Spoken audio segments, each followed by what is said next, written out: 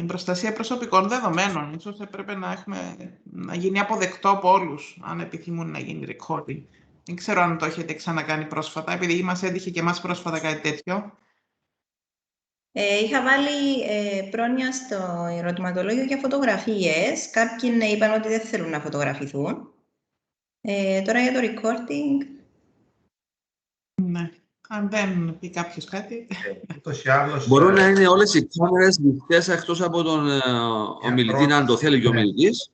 Επομένως, να μείνουν σβηστές οι κάμερες αυτών που δεν θέλουν και να έχουμε recording για το αρχείο μας. Είναι και τεκμήριο ότι έγινε αυτή η διαδικασία και αυτό το dissemination. Okay. Πάμε. Έλα, Θανάση. Αν δεν θέλουν να φαίνεται το πρόσωπο τους, θα κλείσουν την κάμερα αυτό. Good morning. Είπατε ότι είναι στα αγγλικά, σωστά, όχι στα ελληνικά. Ναι, ναι. So we speak. Okay, thank you. So, good morning, everybody. I'm Thanasis Katsanevaki from Caveo Limited. And my dear colleagues charged me with the privilege to open this conference and welcome all you there.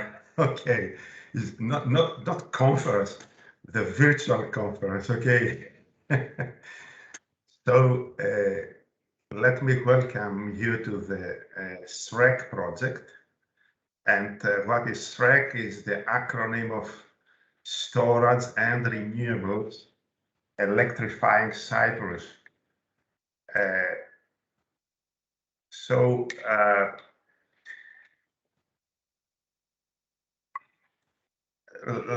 Let's have some information about the background on that thing.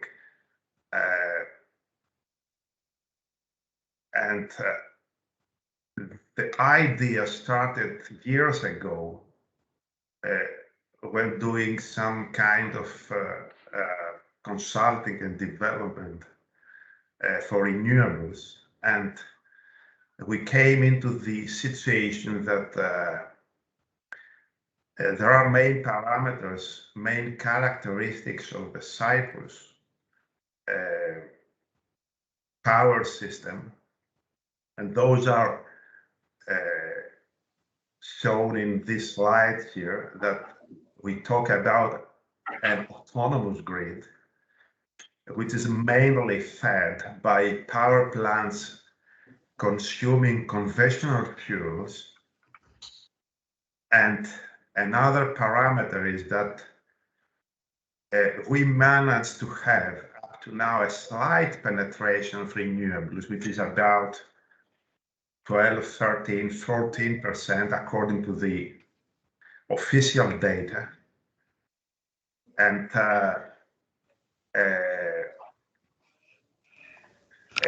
there is renewable energy potential,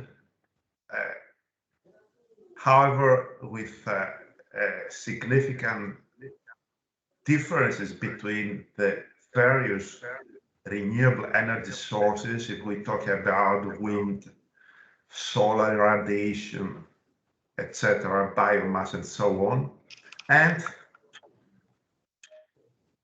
we have mainly, we hope to have in the future, our own conventional fuels, that is natural gas, okay? So these parameters form the background of what we have to go ahead, where to go actually, what is the needs, what are the needs, and what are the needs which was the driving force for this proposal and this project. Okay, one is the need of higher renewable energy sources penetration. So why is that a need? That is a need due to environmental goals, environmental purposes. Okay, we need to reduce the pollution coming out from the fossil fuels, and so we need more renewables in our systems, and that guides us definitely to higher renewable penetration. Another need is to lower the cost of energy for the consumer. The lower the cost of energy, the higher, say, the possibility of development. High energy costs typically, worldwide, lead to smaller development rates around. Another need could be the power supply safety. We need power and we need safe power, and to have power whenever we need the power. It is not safe power, it's the other way around. Okay, we need power and we need to have the power when we require the power. So this is safety of power supply. And another parameter which is important could be the power supply independence. So if to run my business, I need somebody else to get in and help me and provide me with power, with anything, cash, money, all right, then this is not an independence. So definitely we need some kind of independence. Of course, we cannot be 100% independent in our lives, but in any case, if we can be a significant percentage, we could have some independence, that's good. Okay, so that might be another need. So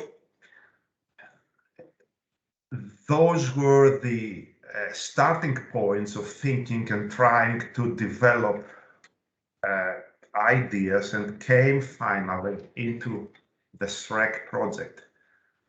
And how can we meet those needs? Okay, let's increase the renewable energy power generation.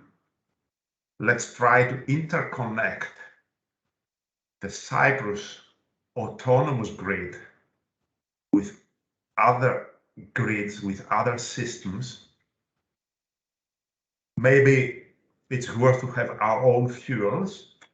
Okay, that is what is being done in the south of Cyprus, in the sea, and maybe we have to apply some storage, because if I store my fuel, I have an independence of a couple of weeks, maybe, or several days. All right. Can I store power? Can I store energy? That is easy to be done with the conventional fuels, because all the big tanks near our electric power plants are actually a storage, okay, with a wider meaning of storage. But how can we store power generated by renewables? That's a problem. And if I cannot store that power, then that energy, then how can I increase my renewable energy penetration inside my mixture? So there are several questions arised, and say the goal of the SREC project is to try to answer some of them and give some practical guidance how we can go ahead and how can we go forward. So some lovely partners we gathered here and tried to set up the project and run the project, and those are the Cyprus Energy Regulatory Authorities, the Ministry of Energy, the Frederick University, Hystotech, Calero, and Talos. All right. We are the partners in this project, and each one will have one or more presentations during this conference, this two-day conference, to show what we did manage within the SREC project. Okay, this is the conference program. I will not go through that because this is something you can do in the run of the conference. And actually, I would like to wish you a useful and helpful participation in this today conference. Thank you very much. Thank you, Dr. Katsanevakis. The first topic will be presented by George Partasidis from the Ministry of Energy, Commerce and Industry, and is entitled Modeling of the Energy System of Cyprus and the Role of Storage. Dr. Partasidis, the floor is yours.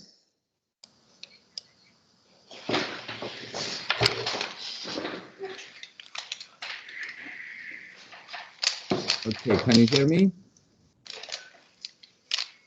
I need to share my screen now. Just give me a second. Share my screen. Can you hear me? Yes. Yes. Yes, George. All right. Thank you very much for this opening. Sorry for being late. We have been discussing in the ministerial level some issues related to the storage. But I will proceed today with my presentation regarding the Cyprus and EU targets towards 2030 and how this can be linked with the storage and the existing program that we are today.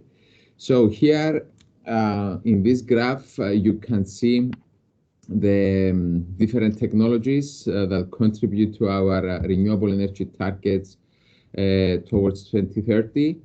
You can see these was the targets for 2020. I can say that unofficially we have exceeded the Cyprus the 13%, and we are now close to 17% of renewables, while our existing target for 2030 is 23%, and this is separated in the three different categories: electricity, heating and cooling, and transport to these percentages that you see here. So the penetration of RES per sector, as you see in this graph, the most energy is coming from heating and cooling, while only 4% we have in transport for 2030, out of which 2.4% is electricity, is renewable on the electricity transport, and the 18.6% is the electricity, the 2.4 is the renewable sector. What I want to mention here is the new overall ambition of EU, the new targets for Fit for 55 at the EU level, while the 2030 targets were designed based on RED II Directive, where we have approximately in the RED II 32% of renewables, while the member states committed that they can exceed this target for 2030. The new Fit for 55 target indicate that all EU member states we need to go to 40%. Yeah. So these targets you see here, they're going to be revised very soon. Some preliminary studies, and as the SREC study indicated, show that we can increase. Someone is not muted. Please mute your microphones.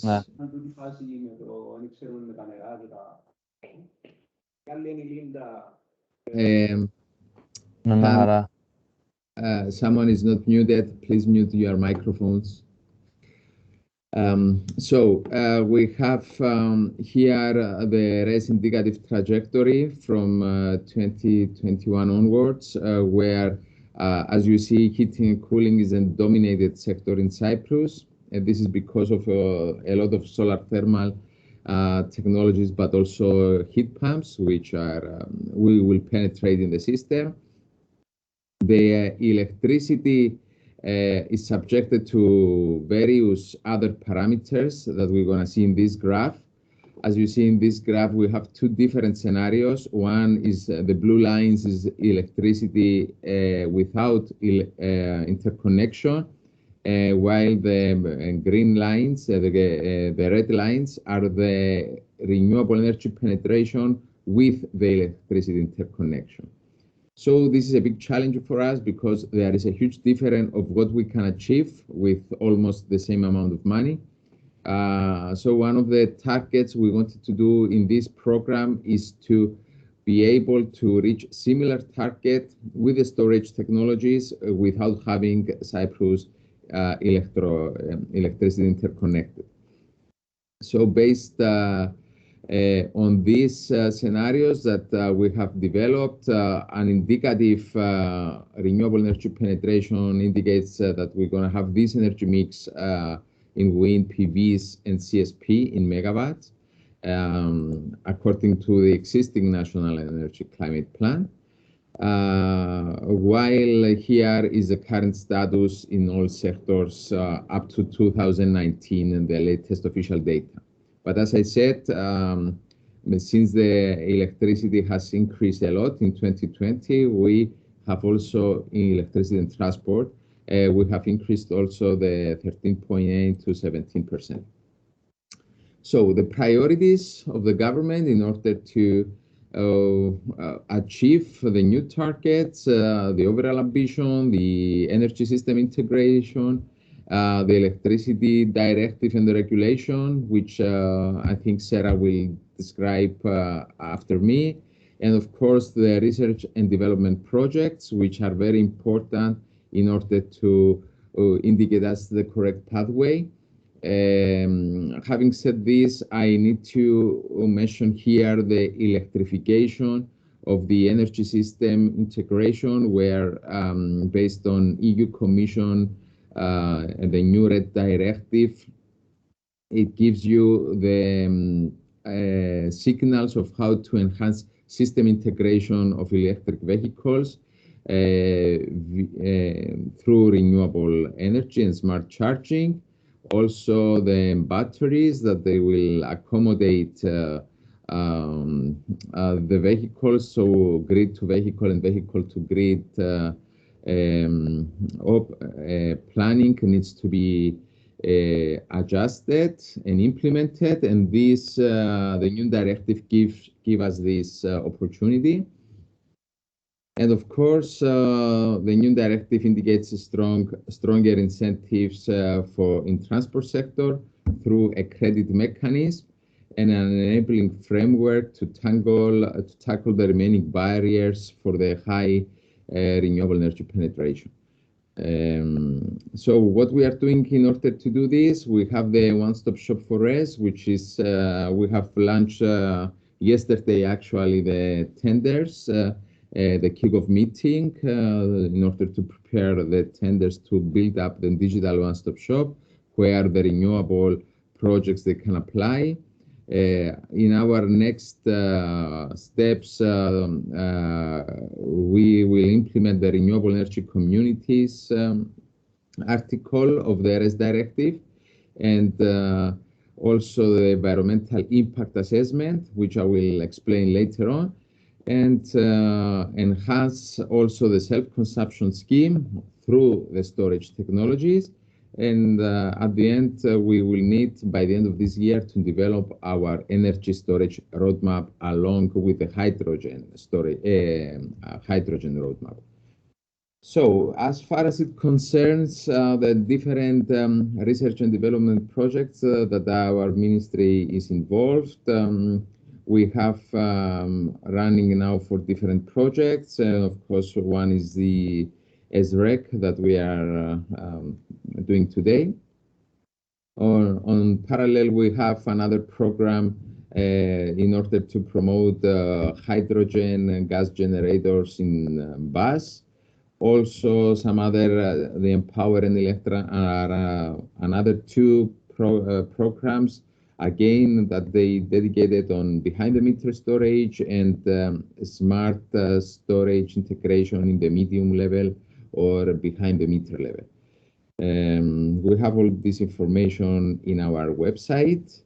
Here, I would like to give you a screenshot of the SREC. Of course, the rest of the colleagues, they're going to discuss the findings further, just to attract your attention. This was the first time that we have designed in a very detailed way how a pump storage system can be implemented in Cyprus.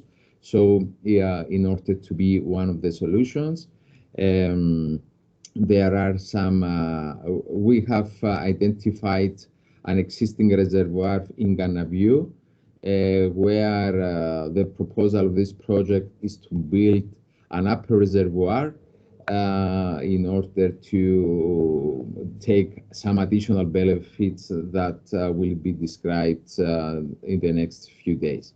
As far as of the ministry, we were provided a lot of data that, along with the regulator, in order to do these analytics that you're going to see in the next couple of hours and tomorrow. And using one open source model provided by the Commission, the DISPASET, we have repeated some of the previous scenarios in a more aggregated way. Okay, now one important aspect, let's say one competitor of energy storage technologies, which is the electricity interconnector.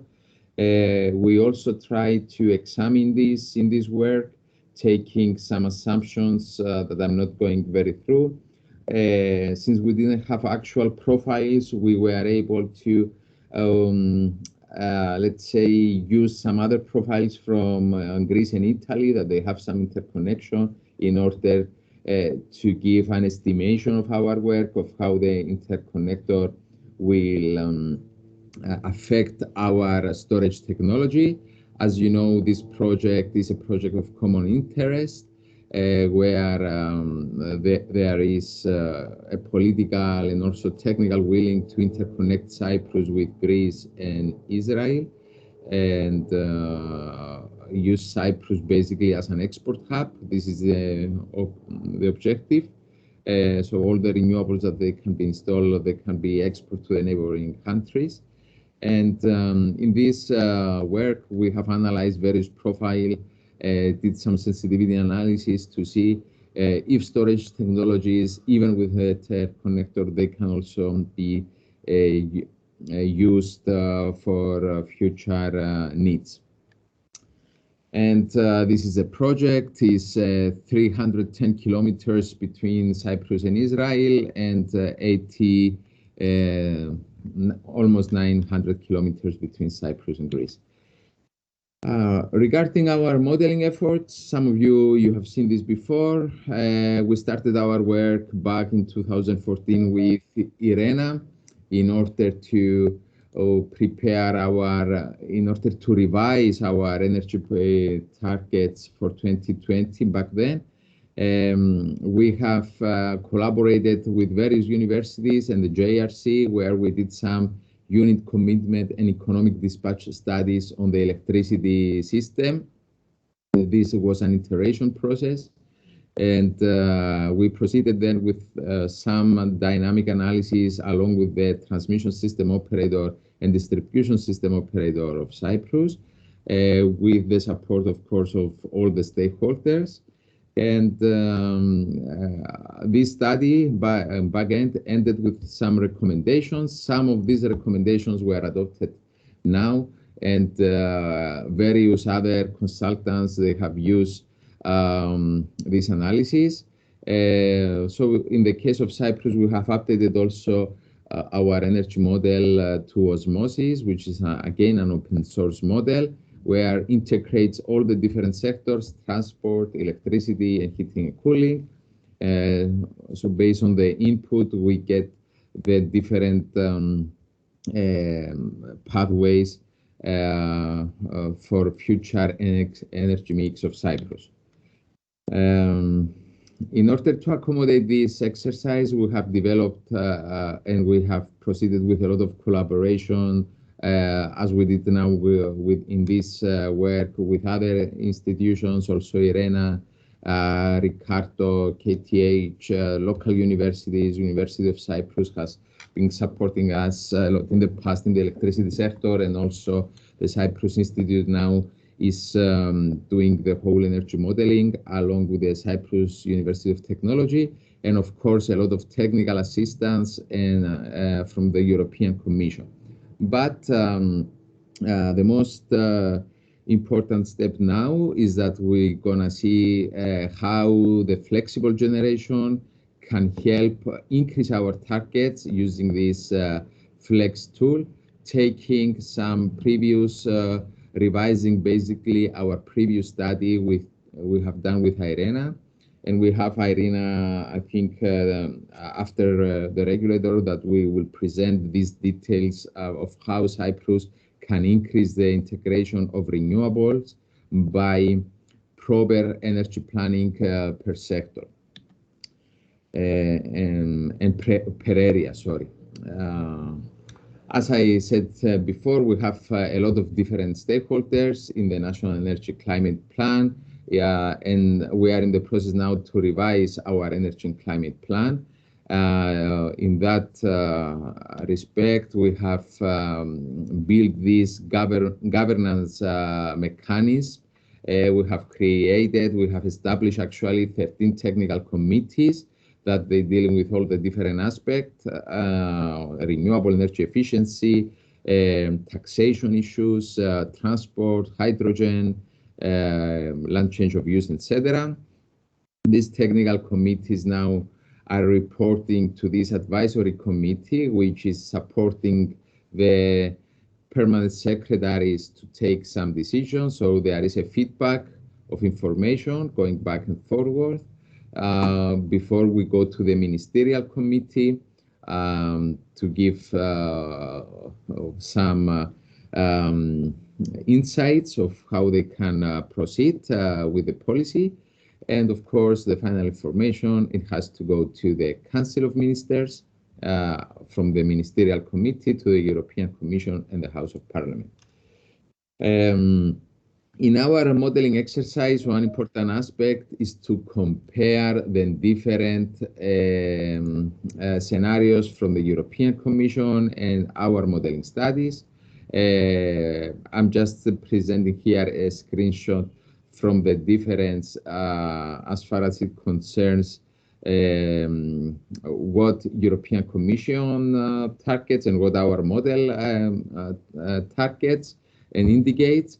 So these differences in capacity, they have to be reevaluated again, especially for batteries, while as you see in Cyprus, in our existing National Energy Climate Plan, we have forecasted 130 megawatt of a pump storage, while the Commission's model, the primes, targets through batteries, because they didn't have the information or the willing of the government that is going to proceed with a pump storage system.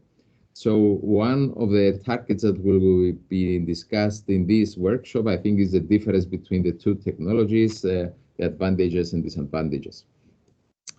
Another important thing is to examine also other technologies. What we have identified is that in European Commission models, some technologies are not even listed, or they were not presented in a proper way.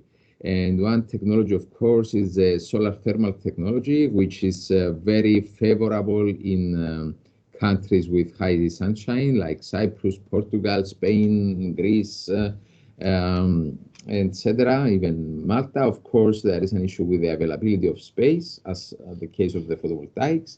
So in this study, we haven't touched upon all the available technologies, which briefly here I will describe, but we are able at least to give some highlights of and compare basically the battery storage, the different technologies of battery storage with the pump storage.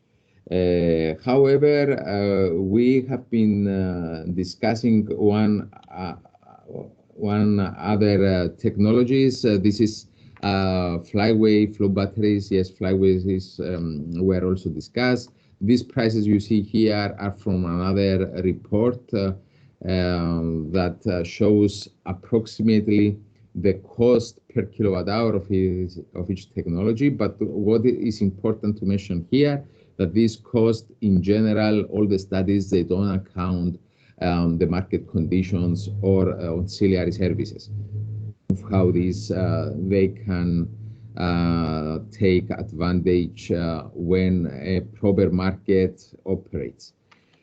And another technology that is similar, gravity mechanical technology, is a technology from Energy Vaults we have been showing, that shows that the liberalized cost of energy is very low on this technology.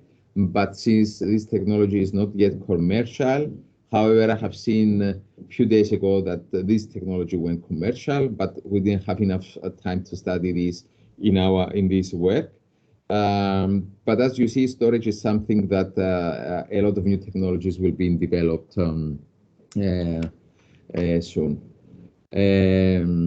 So what we are doing here in Cyprus, what we're going to change in our planning, in the micro planning that we want to do with the use of the Flex tool that Irena will provide to us and support us to integrate this Flex tool in our model. We need first to identify the technical potential of all the areas. The maps you see here shows the technical potential on wind. Here on the heating, we have a similar map for the cooling. Here we have the spatial planning map, which is under development, where we see where the different substations and RES systems are located from all the different technologies. So having all these maps and taking into account also the technical potential of the DNI map, we can go to micro scale and make local plans for specific areas in order to reduce the system integration cost and help further through the energy communities in the next few years the integration of RES. So the correlation of map will give the signal to investors of where they go to invest and what is the capacity that there is in this area and how fast basically they can connect. From other studies, as Irena will present later, these show that this detailed analysis can lead to double the existing capacity of your long-term planning. So it's important the long-term planning to be converted in a micro planning in order to identify the specificities of each area. And of course, this is the same argument we're having with the Commission, because sometimes Cyprus is taken as a bigger country, which is not the case. Now, the role of the government is, first of all, to identify the financing tools and give the right signal to investors to proceed with the different technologies and different systems. So some of the programs that are under the Recovery and Resilience Plan include public buildings, business and homes, integration of both renewables and energy efficiency applications. Hospital, army camps, and school-specific schemes that they are under construction at the moment. Furthermore, we have the water pumping and desalination of water, which is a very huge issue for Cyprus, and upgrading of public house projects and promoting also charging station will also help the smoothest integration of renewables and storage technologies. In the Just Transition Fund is another fund that we are currently working on. There are specific measures that we should apply for specific industry sectors, especially electricity authority, and there is a recommendation of how we can decrease or even stop completely the emissions of the Geia power station, to improve the desalination euro per kilowatt hour that is consumed for water. And actually here the targets are 4 or 5 times higher of what Cyprus currently is today. For cement industries, pottery, glass, and pharmaceutical industry, again, these heavy industries, they need to adapt to the new technologies. And parallel, we have been examining, but this was not approved, in order to provide synergies with the natural gas and take advantage of the waste cooling. Such systems, waste cooling, cannot be considered as a renewable. So in that case, we're still having some discussions with the Commission, but this is not approved yet. And as I said earlier, there are a lot of research projects, CSP projects, that they promote storage, heat storage, basically. We have 3 or 4 installations in Cyprus right now, and furthermore, the projects that I have described in my introduction. Now some more simple schemes, what we are doing, and I'm not going in a lot of details on this, but we have the ongoing support schemes for net metering and net billing. Net metering have been successfully used since 2013, and we have already around 20,000 installations. We have developed also as a ministry with the support group one tool that help both household users or installers to optimize and see what is the appropriate size of PV to install based on their self-consumption. And now the new scheme, which is the net billing, which supports a lot the storage. Net billing works in a little bit different way than the net metering. I don't know if I have a lot of time to go in details, but again, I guess most of you know, just in a simple way, the export energy does not have the same price as the import energy. So the basic concept is that you produce and you self-consume. This gives you a greater benefit than importing energy from the grid versus the energy that you have exported to the grid. So here is where the storage will come, and is here where we support these programs. And of course, we need to find some ways to help energy community areas, make some community, either solar or wind areas, in order to promote the energy storage, even at local level or aggregated level. Further, recently we have submitted one scheme to the European Commission of how to support energy storage after the meter, which implies that new storage systems that they can be installed in the transmission or even distribution level, they can be installed and get financed from the Just Transition Fund. Right now we have been in consultations with the different transmission system operators, distribution and transmission system operators, and with the help of the regulator, we are going to implement the support scheme that is going to operate in the next year. So there are going to be 3 different support schemes. One is the storage system after the meter, as I said. the support scheme that will support the existing and unit billing scheme in order to help users to increase their self-consumption, and the storage systems to support forecasting generation for both existing and new renewable energy projects. Of course, there is a big gap, a big question mark here of how the ancillary services they will be taken into account. We are looking this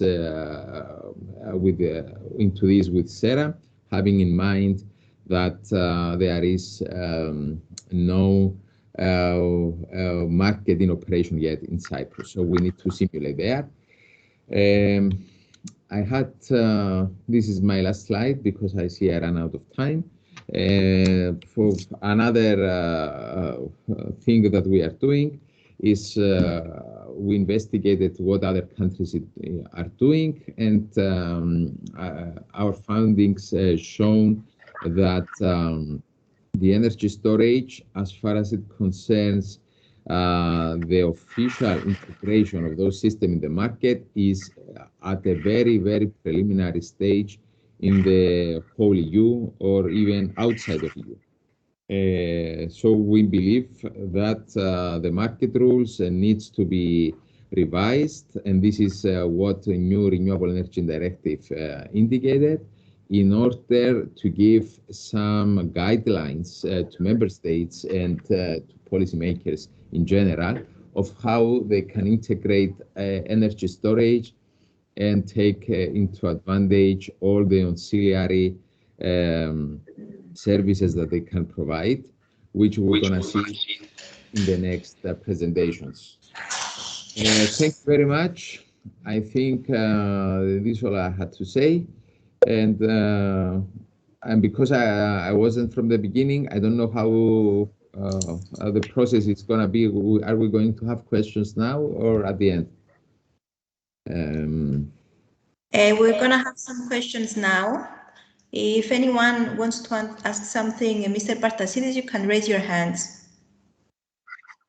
Αντωνία, υπάρχει κάποιος συγκεκριμένος λόγος που κάνουμε τις παρουσιάσεις ή όλη την ημερίδα στα αγγλικά, διότι όλοι οι συμμετέχοντες...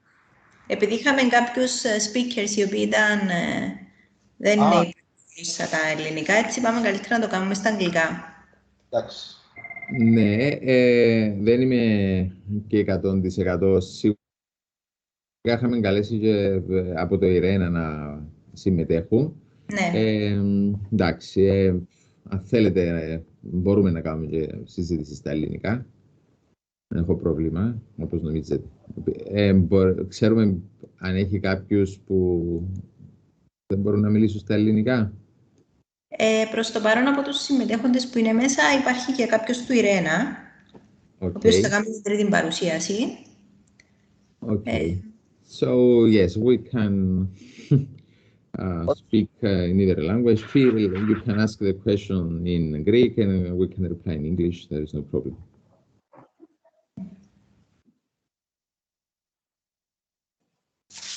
Okay, we can have the questions at the end anyway, because there seems that no one is going to ask something now.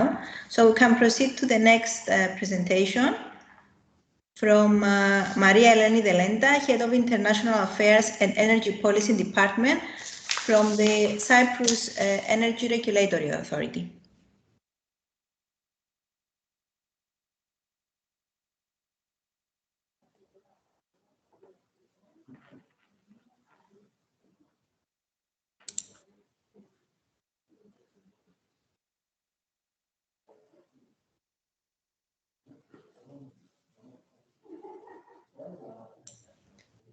Maria Eleni, you are muted.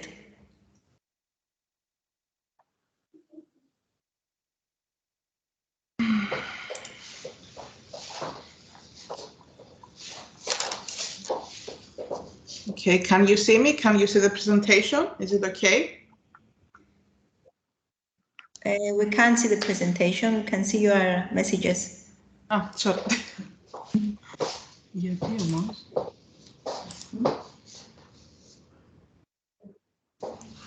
Now, yes. Ah, okay, thank you. So good morning, everyone. Thank you for giving us the chance to present the regulatory framework for storage. I just wanted to say that it was a pleasure being part in the SREC team and to have the chance to see the views of different stakeholders and exchange our views on storage facilities development. As you will see from the workshop today and tomorrow, a lot had been carried out during the project, and very useful results and recommendations have been proposed. So in today's presentation, first we're going to have an introduction, a short introduction. We're going to see the European framework related to storage, and we're also going to see some regulatory practices that some of the member states are currently applying related to storage. We're also going to see the national regulatory framework in Cyprus, and finally we will come to some conclusions.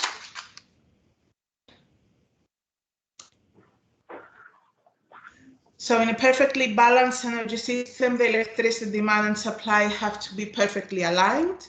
Energy storage can stabilize the fluctuations in demand and supply by allowing the storage of excess electricity. With the energy system relying more and more on rest, the energy storage has a key role to play in the transition towards a carbon neutral economy. And therefore, it is essential to provide for a robust regulation of the electricity storage systems in order to achieve a stable and safe supply with no discrimination.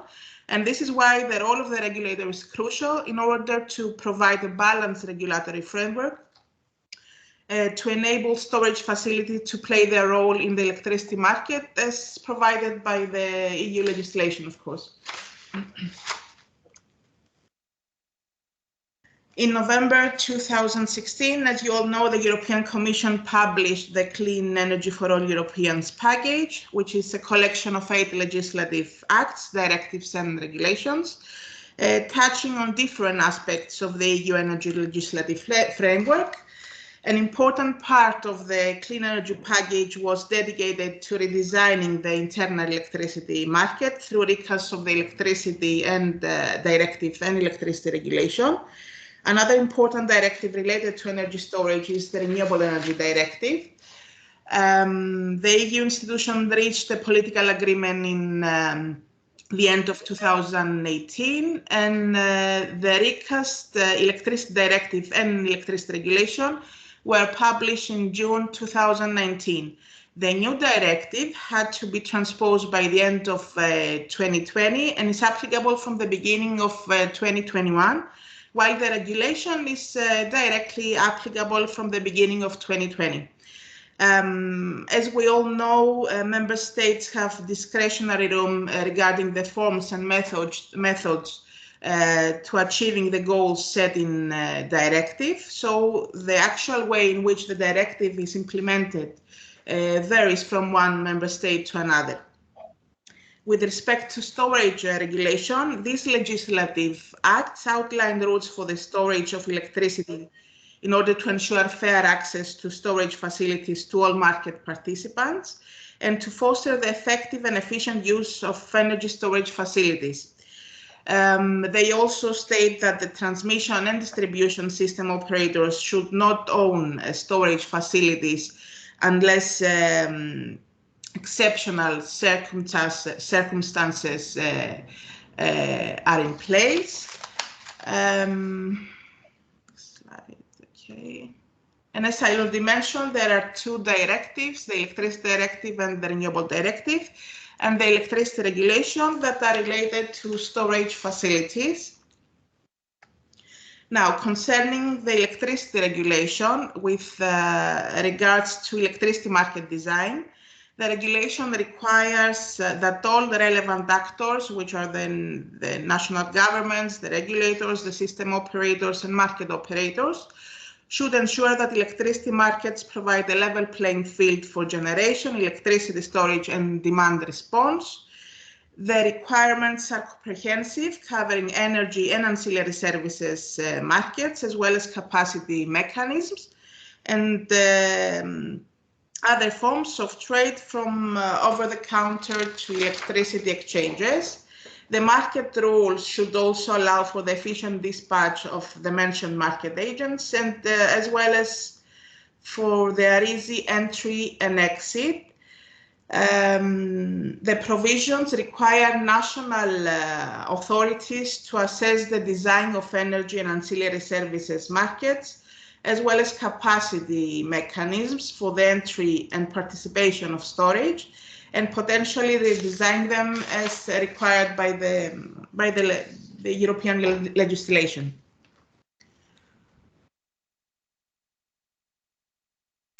The Electricity Directive includes definitions of energy storage and energy storage facilities.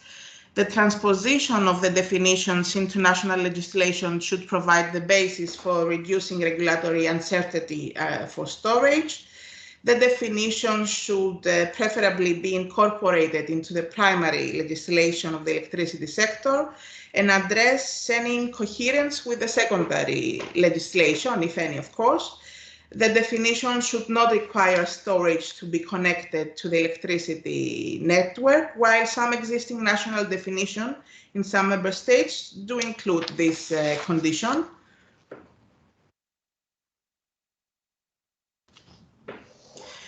Concerning active customers and citizen communities, the directive provisions enables the participation of end users in all electricity markets, while forbidding or phasing out network tarification elements which are not cost reflective, with several storage-specific aspects. End users are entitled to non-discriminatory technical and administrative requirements and network charges, and those end users which own energy storage are entitled to a timely grid connection and should not be subject to double charging either when self-consuming or providing flexibility services. Next slide. With regards to aggregation, the directive aims to guarantee that final customers are able to access all electricity markets, including through aggregation, being also entitled to separate electricity supply and electricity service contracts. NRAs, the regulators, so system operators should establish the rules for the participation of aggregators in the markets. These provisions have an indirect positive effect on front and behind the meter electricity storage by encouraging aggregation, which is not allowed in specific markets yet in some member states.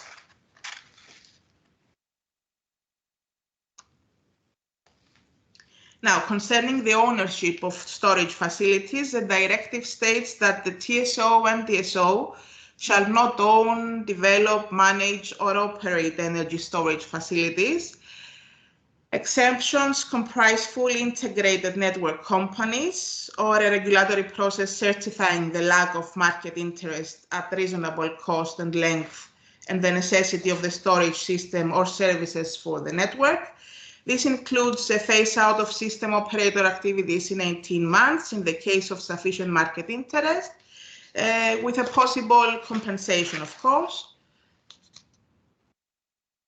And the same provisions on ownership applies for TSO.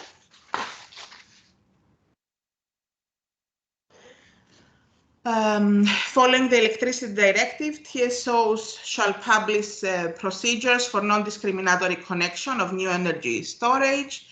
They cannot refuse to connect a new storage facility based on future limitation on available network capacities, which are close or far to connection point. TSOs may limit the guarantee connection capacity or offer connection subject to operation limitations upon regulatory approval, of course. And these shall not apply when costs are borne by the storage facility. Concerning the regulation in turn indicates network charges that shall be cost reflective, transparent, and non-discriminatory, and not discriminate either positively or negatively against energy storage or aggregation. Charges shall not include unrelated costs supporting unrelated policy objectives, of course. The connection provisions should also provide clear rules to storage. And concerning the recast of Renewable Directive, it also contains a provision to avoid double charging for storage, combined with self-consumption of renewable energy. And this is an important contribution to increase cost reflectiveness for storage.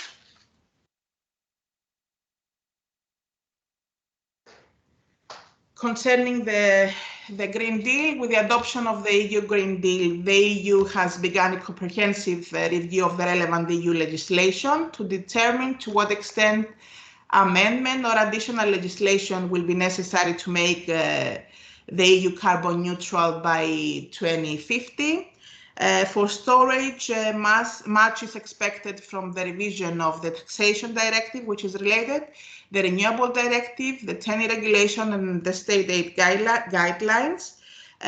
These changes are expected to create a true level playing field for storage technologies and also provide the necessary guidance for additional or amended national legislation in member states.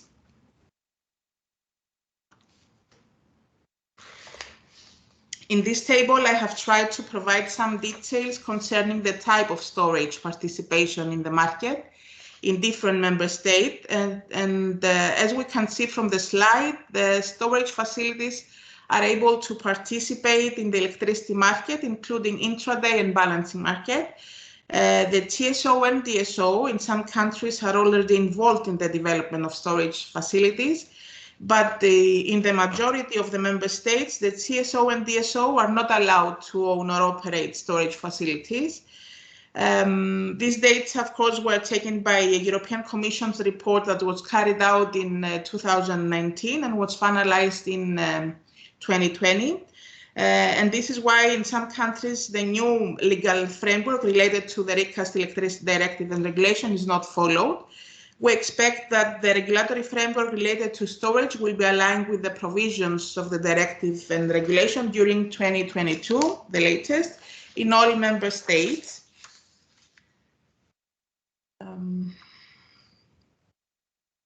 Now, concerning our national law, just recently, last month actually, the law regulating the electricity market came into force.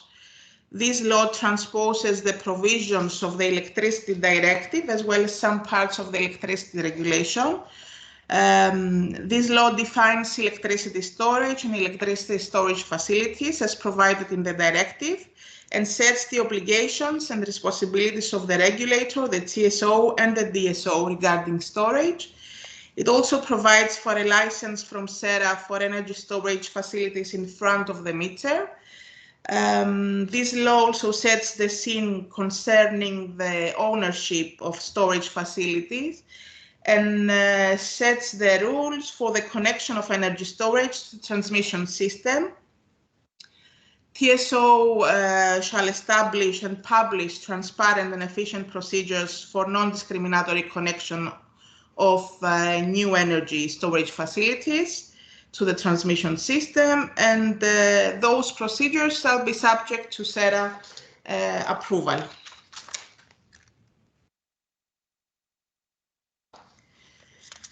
Concerning now the ownership of storage facilities, as per the law, the DSO and TSO shall not own, develop, manage or operate energy storage facilities unless the Minister of Energy, after consultation with SERA, with notification which will be published in the official gazette, may allow the TSO or DSO to own, develop, manage or operate energy storage facilities where they are fully integrated network components and SERA has granted its approval, or where other parties, following an open, transparent and non-discriminatory tendering procedure, have not been awarded a right to own, develop, manage or operate such facilities. All could not deliver those services at a reasonable cost and in a timely manner, or if such facilities are necessary for the TSO or the DSO to fulfill their obligations under the law, and SREC has assessed, of course, the necessity of such derogation.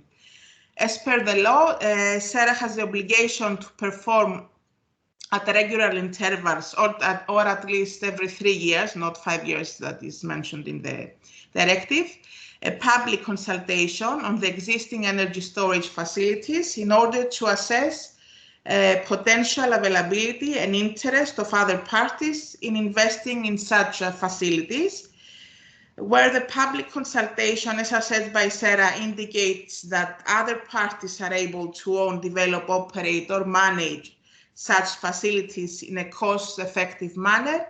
SREC shall ensure that the DSO and TSO activities in these regards are phased out within 18 months.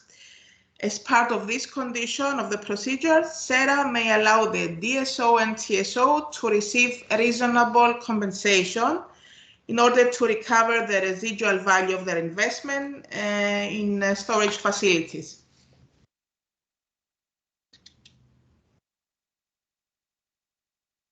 Now, concerning the licensing, SREC ensures that active customers who own energy storage facilities do not incur any double charge, including grid charges for stored electricity remaining within their facilities, and when providing flexibility services to system operators and are not subject to disproportionate charges. In addition, SREC ensures that self-consuming energy consumers from renewable energy sources, individually or through aggregators, are entitled to install and operate energy storage facilities.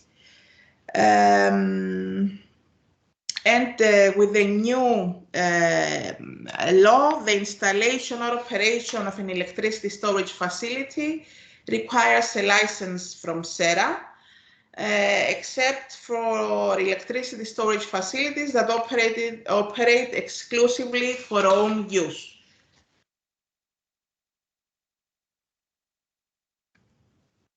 Apart from the law that is currently in force since last month, in 2019, SREC, by its regulatory decision 3 of 2019, decided to allow the participation of licensed storage facilities located in front of the meter in the wholesale electricity market, which are not combined with on-site electricity consumption, except the consumption necessary for the operation of storage facility.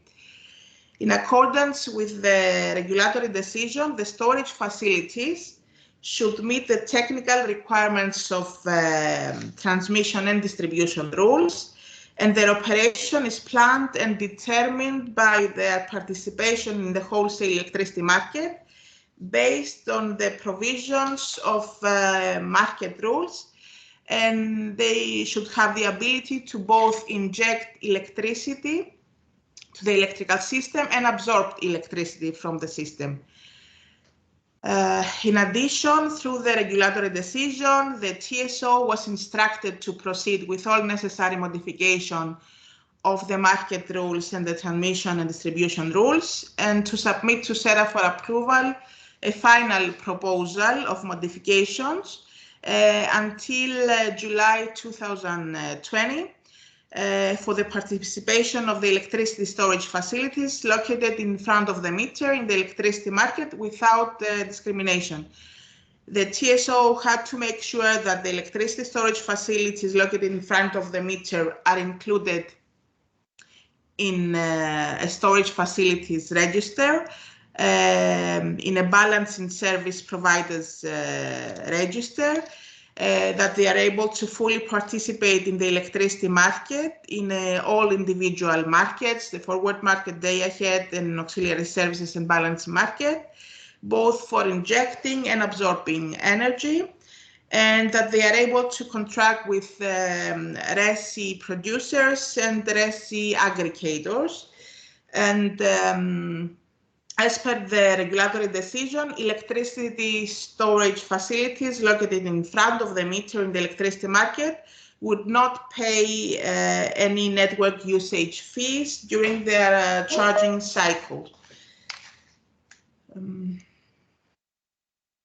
Now, in accordance with the proposed market rules that were submitted to SREC by the TSO, the electricity storage facility is defined as the facility where energy is stored, and it is connected to the transmission and distribution system located in front of the meter, and can receive operation orders derived from the TSO in case it is registered.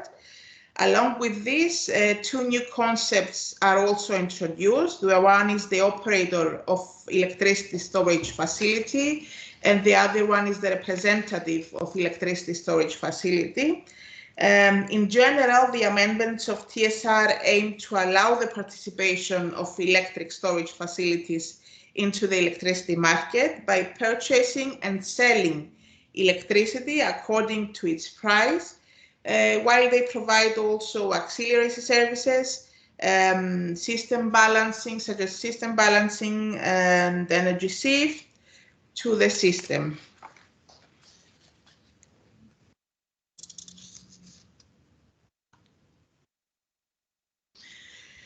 So the proposed transmission and distribution rules illustrate all technical requirements which must apply for interconnecting energy storage systems to the grid. In addition, the following concepts are also defined, such as the electricity storage, the minimum energy availability of electricity storage facility, the maximum energy availability of electricity storage facility, and finally, the maximum discharge capability of electricity storage facility. And finally, to sum up, SREC has instructed, as we already mentioned, the TSO to revise the market rules and the transmission and distribution rules in order to include the storage provisions that were proposed by the recast Electricity Directive that was under consultation at that time. The TSO submitted his proposal, and a consultation has been carried out between SREC and the TSO. A lot of modifications have been made, and the issue is currently under consideration. Apart from that, and following the recast Electricity Directive and Regulation, Cyprus has fully transposed the provisions of the Electricity Directive into national law. And at the moment, SREC needs to re-examine the provisions of the Electricity Directive, as well as the relevant provisions of the national law related to storage facilities, of course, in order to ensure that the proposed market rules and transmission distribution rules are aligned with the new provisions. So that's it from my side. Thank you for your time.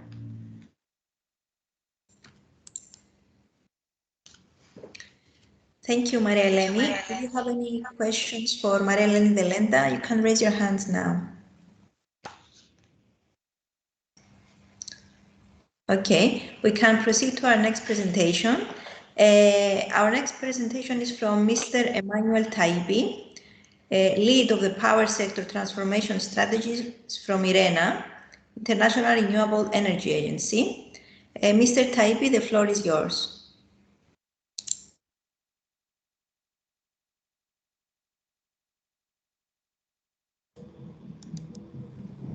Thank you very much. Please allow me one moment to share my screen.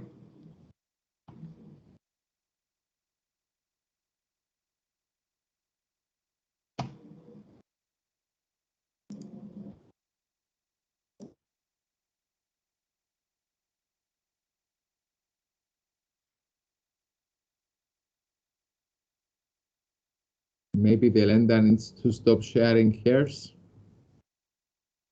Marilena, stop sharing your screen.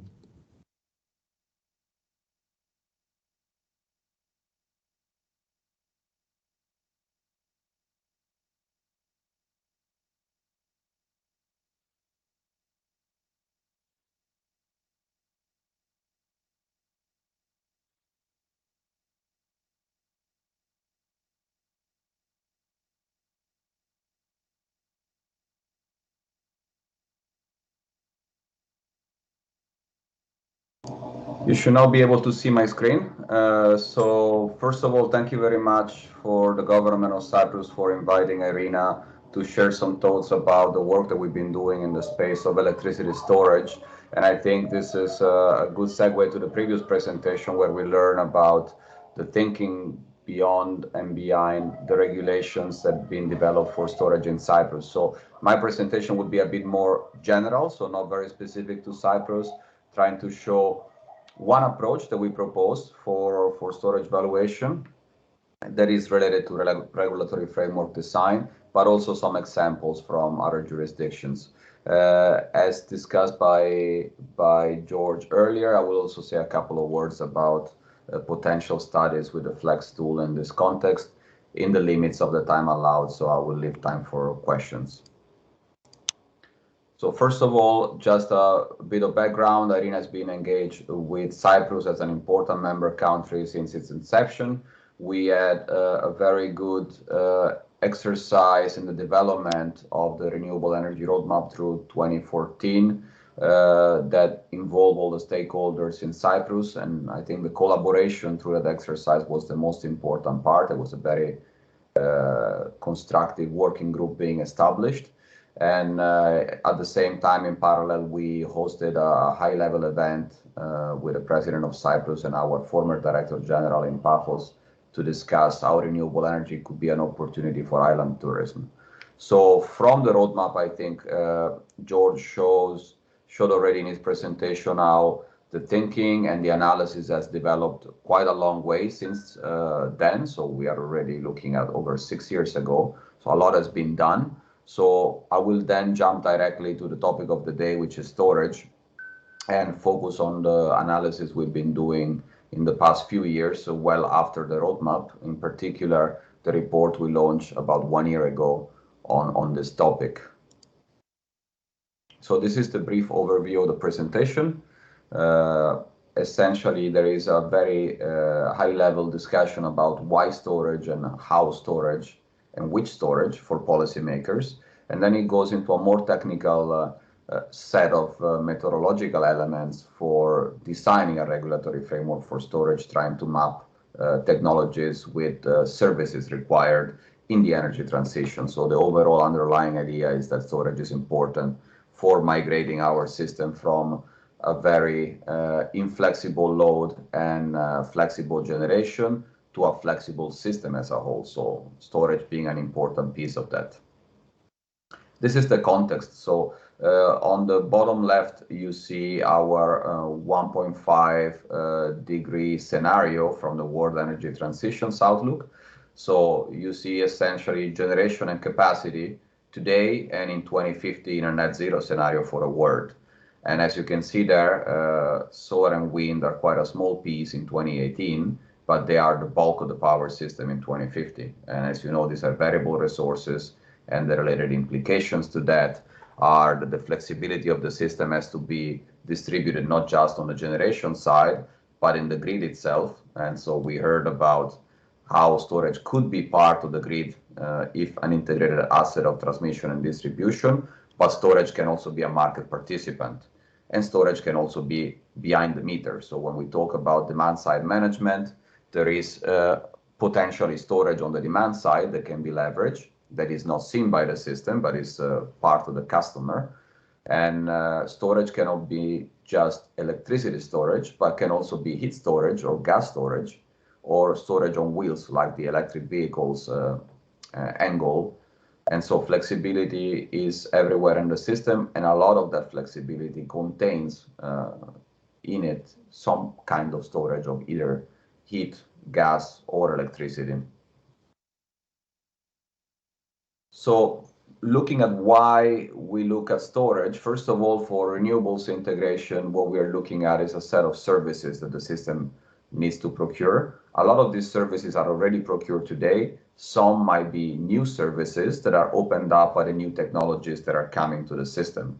So for instance, the provision of inertia was never considered a service, but in some jurisdiction, it might become, or it's becoming a service, like in Ireland, where you need to have a certain amount of physical inertia in the system at all times, and this can be provided by storage devices or synchronous condenser, or of course spinning thermal or hydropower units.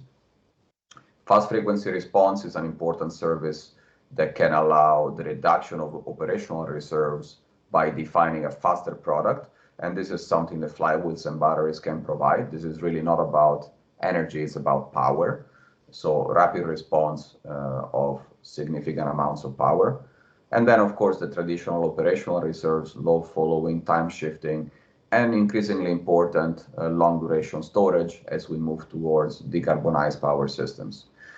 And of course, from a regulatory perspective, it's important to distinguish storage that is co-located with generation. So for instance, solar PV systems that operate into an electricity market might want to have some storage to avoid the cannibalization of revenues if all systems generate at the same time of the day and reduce the electricity prices. Some assets might want to delay their output by a few hours to capture higher electricity prices in the system, and that helps the system as a whole. But of course, storage as a market participant is both a load and a generator, and has all the attributes to participate in the market following the regulatory framework in place.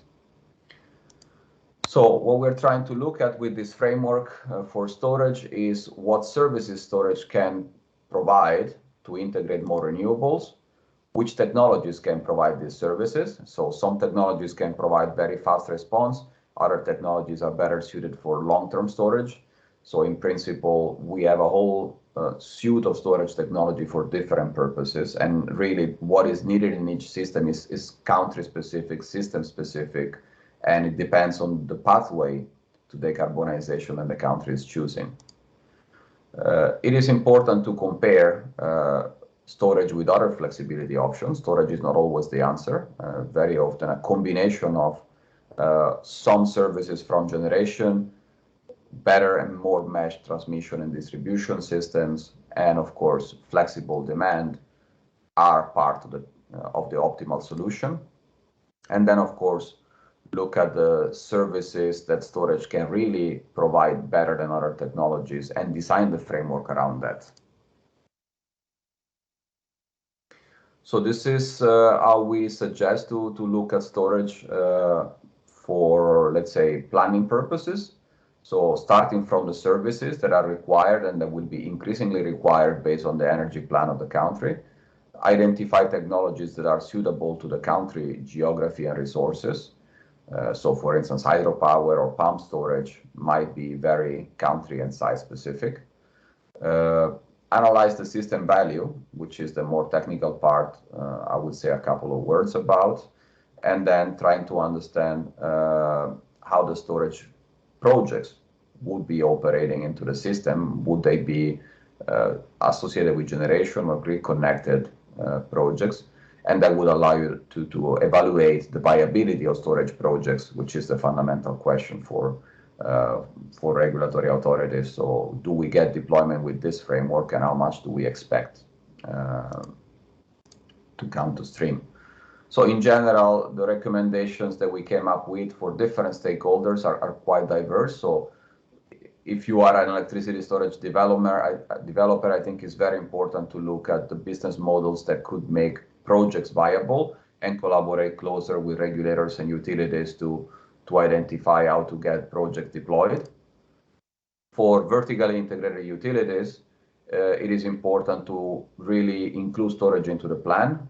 Traditionally, long-term plans were not able to capture the benefits of storage. So the studies that Cypress has done, like the dispatch studies, are really important to capture the benefits of storage. And of course, for regulators, look at which barriers might exist, if they do exist, for participation of storage in different markets. So not only energy, but also different services and grid services that the TSO needs to procure, and see if there is a need to create new markets, for instance, where storage can provide services. One example is the fast frequency response. And this can make them part of a mix of services that TSOs and DSOs procure. And then finally, the research community has an important role to play. So the support of development of tools and methodologies is still, I think, a relevant element. There is not enough of these tools and methodologies out there. IRENA proposes one, but there are others. Of course, it is important to translate those to local conditions and local regulatory and policy frameworks. Some best practices we've seen for incentivizing storage development, again, very case by case, and they have to keep in mind that storage value should always be higher than storage revenues, in the sense that we are procuring something that is beneficial to the overall system cost and to customers. So feed-in tariffs of, for instance, storage plus solar plus storage, feed-in premiums for the storage element of a system, like is done, for instance, in Hawaii. Capacity payments where that is applicable to the local market conditions, for instance, when storage produces benefits for system adequacy. Of course, there could be upfront incentives, which are somehow a difficult topic, especially in markets, but they exist. Peak reduction incentives, so very often this is a customer benefit in the sense that there is a connection fee denominated in power terms, and storage can help reducing that. Investment tax credits have been used in the US in particular as a mean to accelerate storage deployment. Accelerated depreciation of assets is also relevant, of course, for companies under the same fiscal set of incentives. And of course, most importantly, market mechanisms that allow for participation of storage. The main thing is first of all, to allow storage to participate to the services they can provide effectively. I will go quite quickly through this part to focus more on the general discussion and see if there are questions. This is more related to what George mentioned about the Flex tool and the studies that Cyprus has done, and how can such studies be done with a focus on storage. I think all the models that George presented are relevant for this kind of studies and can be used to develop this kind of studies. In principle, not everything that storage can provide can easily be quantified. In particular, a lot of the electrical let's say real-time or voltage or frequency related services are difficult to quantify through such frameworks, but there are definitely co-benefits that can be procured by the system operator. In this case, in red, you see those that are quantifiable with the framework we produced, and essentially this is a framework that uses capacity expansion and dispatch models. If you include grid models like the one in Power Factory that George mentioned for Cyprus, then you're able to quantify also the other ones. We first of all suggest that we are focusing on the importance of the services that we are trying to get storage to help provide, and this would help in mapping the technologies that are best suited to provide such services. So for instance, at the bottom you see an application ranking. This is simply a demo one. It has to be done on a specific case.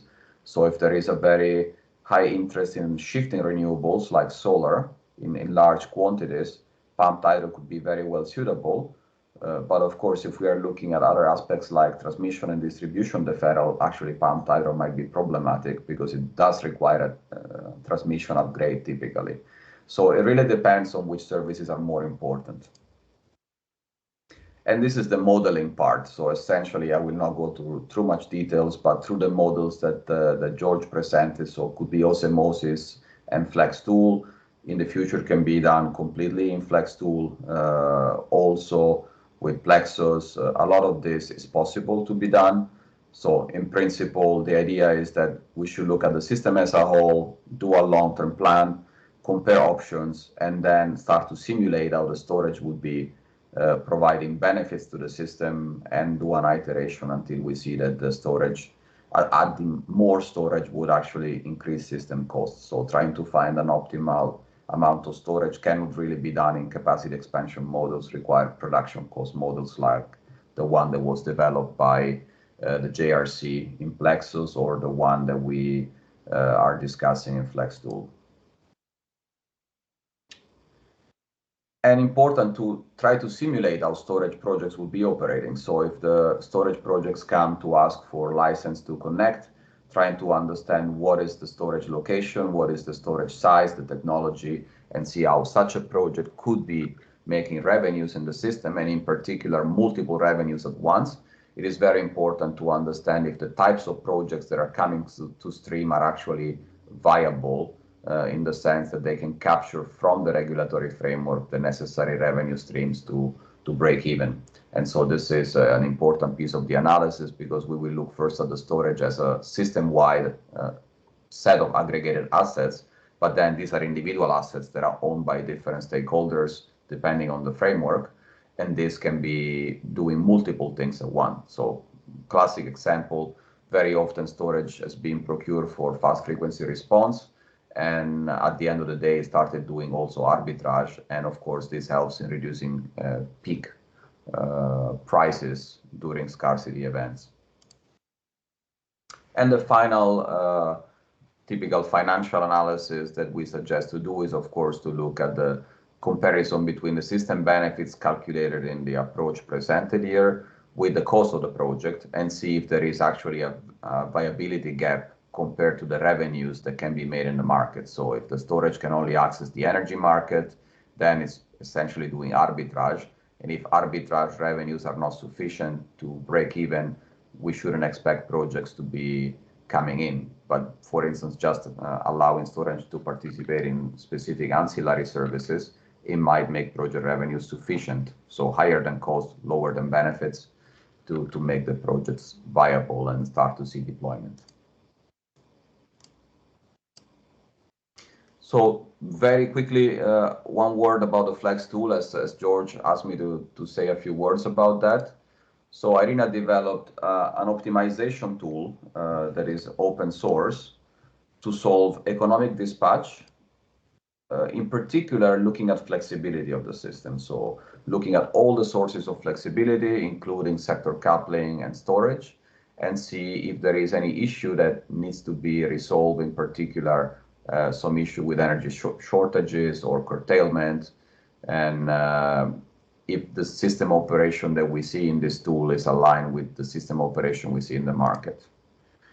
And then it also includes a capacity expansion element. This has been designed essentially to focus only on flexibility options, so it's a single year assessment, but this is now being revised in the new version coming up in early 2022.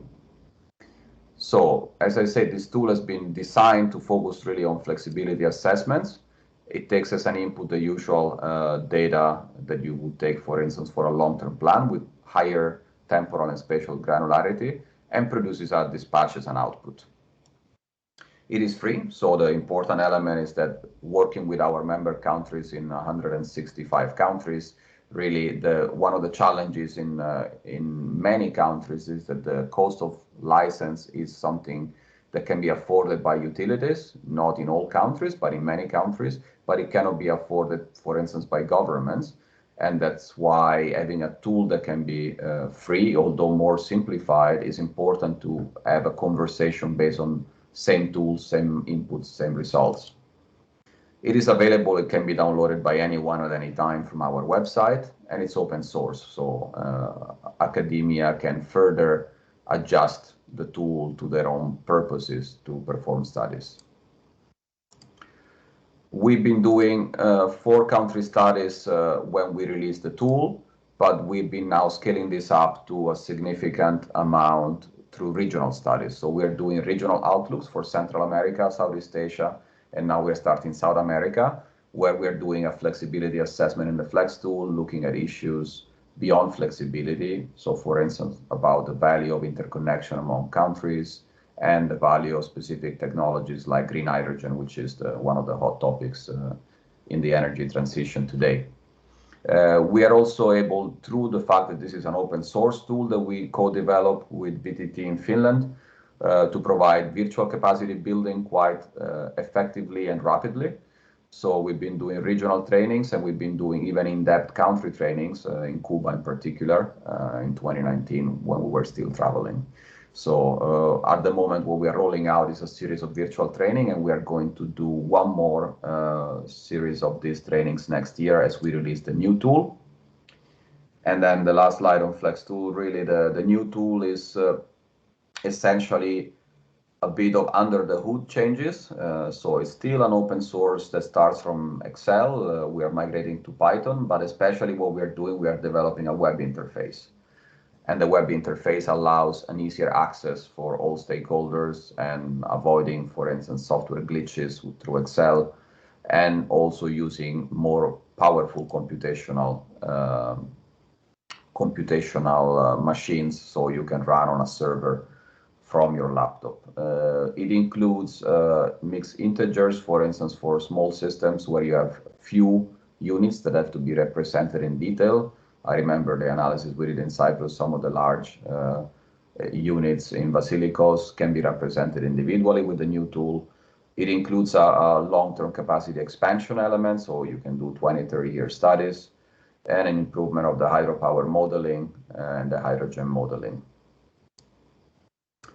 So I don't know how much more time I have. I have a few examples that could be relevant for this discussion. I don't have time to go through all of them, but I can go through some of them. Can I ask how much time do I have left before opening for questions? You have approximately 10 minutes.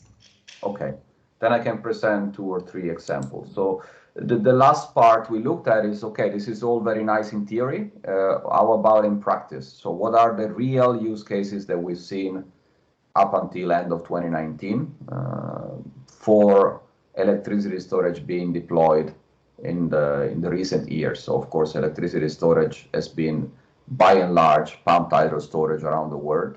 But what we see now, the new electricity storage is by and large batteries. And the next big thing, of course, would be gas storage and EVs. So gas storage meaning green hydrogen storage.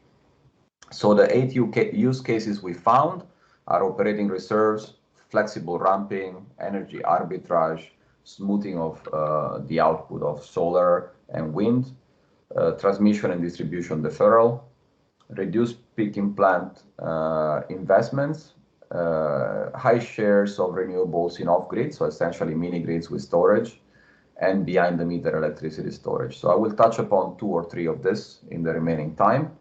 The most important point is that each main use case for a storage asset is only one of the many things that the storage can do. So if we focus, for instance, on operating reserve, the same asset could be providing operating reserves, arbitrage, and T&D deferral at once. So it has to be kept in mind that to maximize the value for such projects, storage has to be allowed to perform multiple services at once.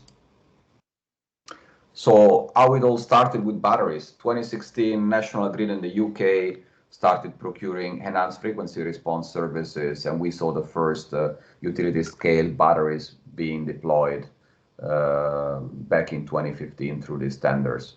The challenge there was basically the UK phased out coal in an extremely rapid way and replaced it with large shares of wind and a bit of solar. And what has been happening in that system is that the definition of system services has been redesigned and to match the transformation of the electricity sector. And a fast frequency response service has been introduced, and procurement of those services led to significant deployment of storage. A lot of these storage projects are doing black start of gas power plants. They're doing other services like arbitrage. So what is important to note is that just a couple of projects of large scale were able to provide a quarter of the total capacity needed to stabilize the frequency in the UK. So this is a very small market. If you focus on this market alone, and storage can only provide this service, it's a very quick market to essentially oversupply. Allowing storage to do multiple things at once opens up a much larger market where, first of all, you need to give priority to the more system security related services, but more can be done to help the system once these assets are in place. The second one, and I think I normally don't include it, it tends to be a California specific service. It's the only place where I know they've been implementing it, but I think it's relevant for Cyprus as well. So what you see in there is the famous duck curve. So high PV penetration during the central hours of the day increases the need for ramping in the afternoon. So in a country like Cyprus, there are few large generators and there is an increasing deployment of solar PV. This might be an important element, in particular if the steam units are in place. You might need help to ramp up the generation when the sun goes down in the afternoon. And solution to that, again, storage can be very effectively providing these services by not only allowing this fast ramp to take place, so reducing the ramping requirements on thermal generators, but also at the same time smoothing the output of the solar during this ramping event to avoid further difficulties there. So can follow the TSO signal to provide very quickly, very effectively services for integration of solar into the thermal system. The classic one that is the usual pumped hydro service, that the reason why pumped hydro was deployed at scale around the world was essentially energy arbitrage. This is not the service you would expect with batteries in the short term, but battery cost has been dropping rapidly. And the result is that from doing system services, now batteries start to be cost effective also for arbitrage. And what you see in this example, this is the famous Tesla battery in South Australia. South Australia has a huge penetration of distributed solar PV, which is not controllable. And having a system like this in place essentially helps to smoothen the frequency in the system, provide a variety of services. That is why this has been installed. But as you can see on the last bottom right chart, there has been quite a lot of profits made through arbitrage, because once the battery is in place and prices change quickly during the day when the sun goes down, there is an excellent opportunity to discharge bulk energy into the system. And as you can see, there make a 100% profit in between charge and discharge. And of course, the more storage you deploy, the less revenues you can make through arbitrage. But this is important because it saves the system from price spikes. Think about the situation in Europe today with the price of natural gas and electricity prices being very high all over the continent. If you can avoid starting up gas plants by using storage, this reduces the amount of short-term marginal cost units, essentially, so high price units into the merit order, and this is reducing significantly the price for all customers, given essentially the price is dictated by the most expensive unit in the merit order. And so this is a great opportunity, I think, to look at storage also from that perspective. And the last use case, let's say for bulk energy storage at the system level, in some countries, there are still open cycle or internal combustion engine gas plants that can respond quickly and provide peaking services. These are very low capacity factor, very high price power plants. And the fact that storage might avoid completely the utilization of these plants, of course, reduces the cost for customers, because you don't have this very high cost plant into the merit order, but it also avoids the investment into these power plants. Sometimes those also get capacity payments, and so this is really an important saving in some countries where peaker plants are an important piece of the system. This provides very large savings to the system. You don't need to install them, you don't need to provide capacity mechanisms to the gas plants, and you don't need to put them in the merit order, boosting up the price for everybody. Last one, I understand is important discussion in Cyprus at the moment is behind the meter storage and how to deal with it in practical terms. So I think there's two elements there. One is about the peak power that the consumer takes from the grid, especially for commercial and industrial plants. They might not have a constant load, but might have a very peaky load. Storage is an excellent opportunity of reducing connection fees. And of course, this in turn provides a system benefit of reducing the need for distribution system upgrades.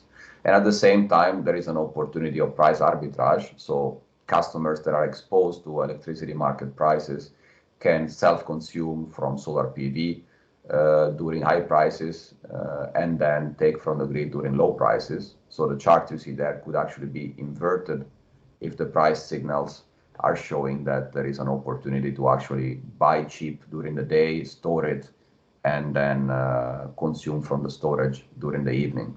So there is an opportunity of aggregating, for instance, this behind-the-meter plants as well to provide system services. But alone, the fact that you can save grid investments, it's an important element that makes it interesting for regulators. And I think with this, I'm summarizing a few key points and happy to take any questions. So important to look at storage for solar and wind integration, because really the benefits from storage and from facilitating integration of solar and wind are really general society benefits. It's not only economic, it's also technical reliability benefits, and of course environmental benefits when you can displace more fossil fuel combustion. There is a problem in most jurisdictions as the regulatory frameworks are not designed for storage. Even existing hydropower plants, pumped hydro plants, are struggling with making revenues in the existing regulatory frameworks. So there needs to be some thinking along the lines of how to best deploy the storage we need without providing revenues, but also not providing too much revenues, deploy more storage than is necessary. Some markets are very quick to saturate. And of course, as far as IRENA's support to Cyprus is concerned, the Flex tool is available, the methodology is available, and we're very happy to work with you again and see how the different stakeholders can be using these tools and methodologies to facilitate the deployment of storage and renewables integration in Cyprus. So thank you very much for the opportunity and happy to take any question. Thank you, Mr. Taibi. George Bartasidis has a question. Yes, thank you very much, Emmanuel. Very interesting, and thank you for always be prompt and helping us, supporting us. Just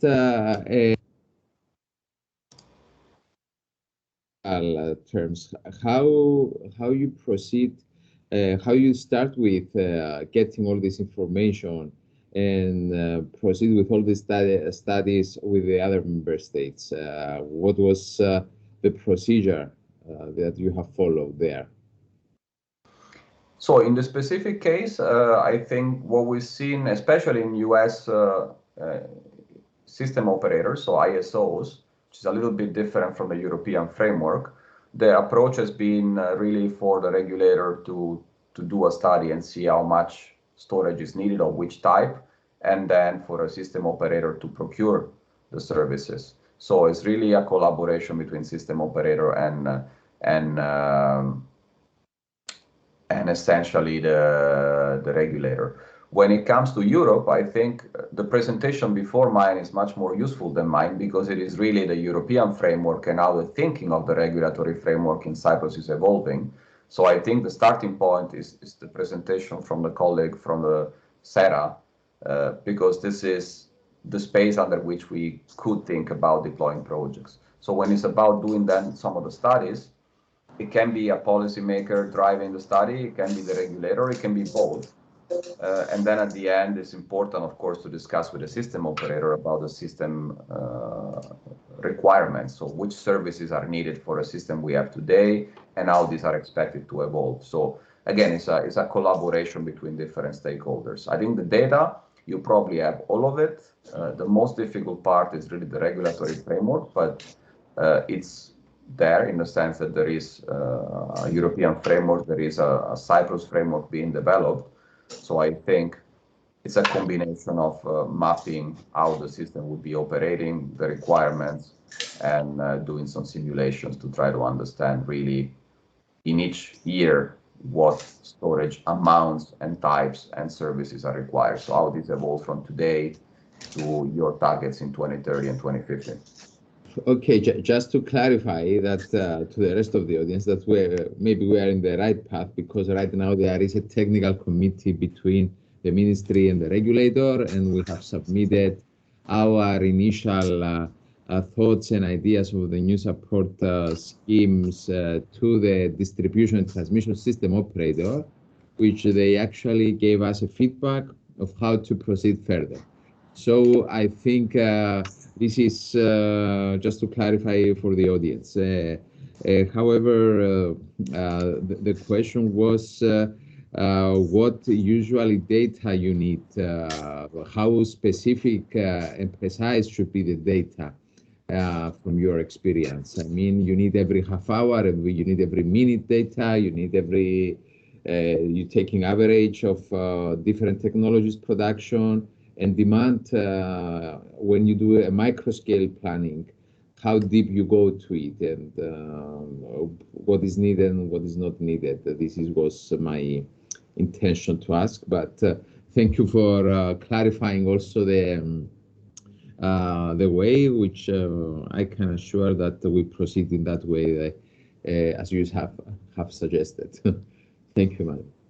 Thank you very much, George. I think in terms of data, the short answer is always the more data, the better. So it really depends on the services you're focusing on. Some services are absolutely fine to be captured with what you already have. So the JRC models, both Plexus and Power Factory, are state-of-the-art to do this. It's just how you use the model and the data, but the data you have in those models is perfect for this. So in theory, you already have it. Maybe you just need to update it to 2021. If you want to go to specifics, you have a transmission line which suffers congestion, then you again might want to get more specific to solve a contingent problem that is relevant to your system. And I think this is when the system operator, in particular TSO and DSO, might have specific needs that they want to be solving with storage. And given the regulatory framework, it would involve not only them procuring the assets, but also potentially having third parties operating storage, providing those services to them. So this is really case by case. Thank you very much. Michalis Papachristofis has one more question. Yes, good morning.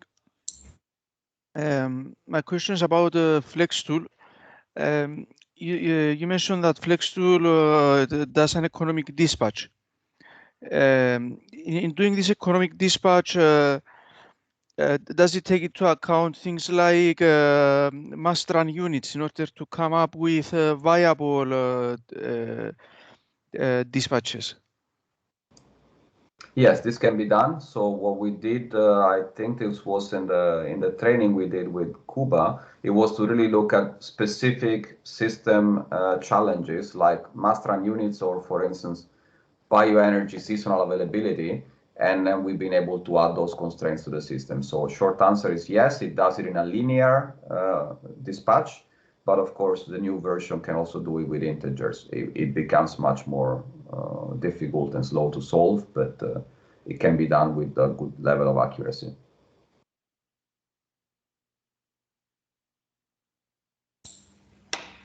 Thank you, Mr. Taipi. We can now move forward to the last presentation of today. This will be given by George Jamalis from Highstore Tech. Mr. Jamalis, the floor is yours. Thank you. Thank you very much. And it's a pleasure presenting the results of our project SREC at this workshop. Please let me keep my camera turned off during the presentation for better connection conditions. And let me share my monitor.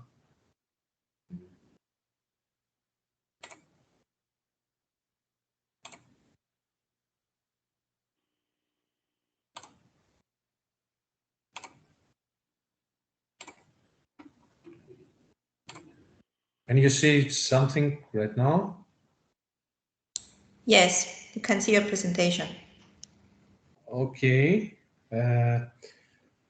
So the presentation has to do with novel storage concepts to increase RES penetration in autonomous systems, such as the case of Cyprus.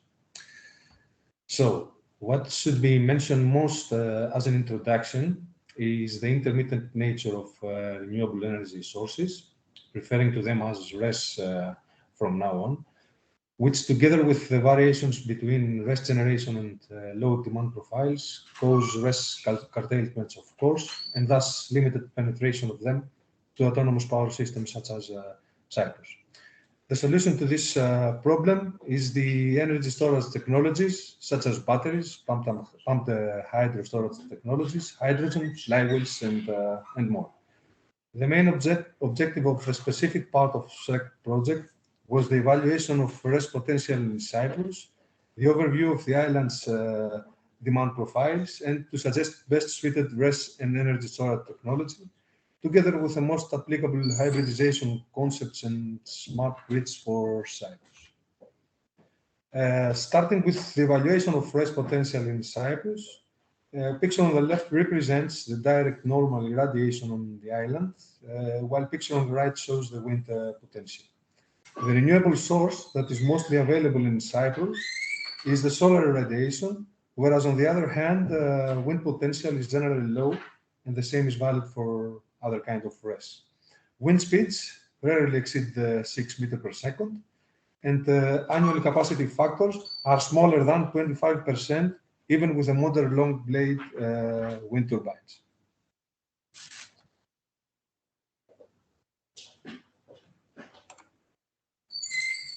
I think it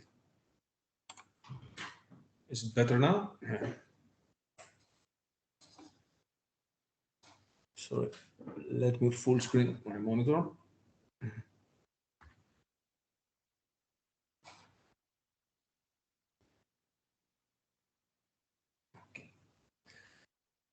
So solar radiation can be turned into electricity by photovoltaics and concentrated solar power technologies.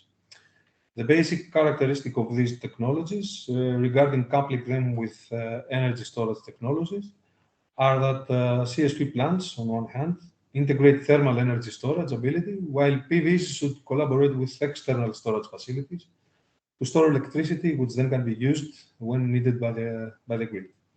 The comparison between these technologies performed taking into account specific decision parameters, such as their maturity, ease of construction and maintenance, capital expenditure and OpEx expenditure, of course, local added value, grid and demand compatibility, lifetime and levelized cost of energy, and efficiency, of course.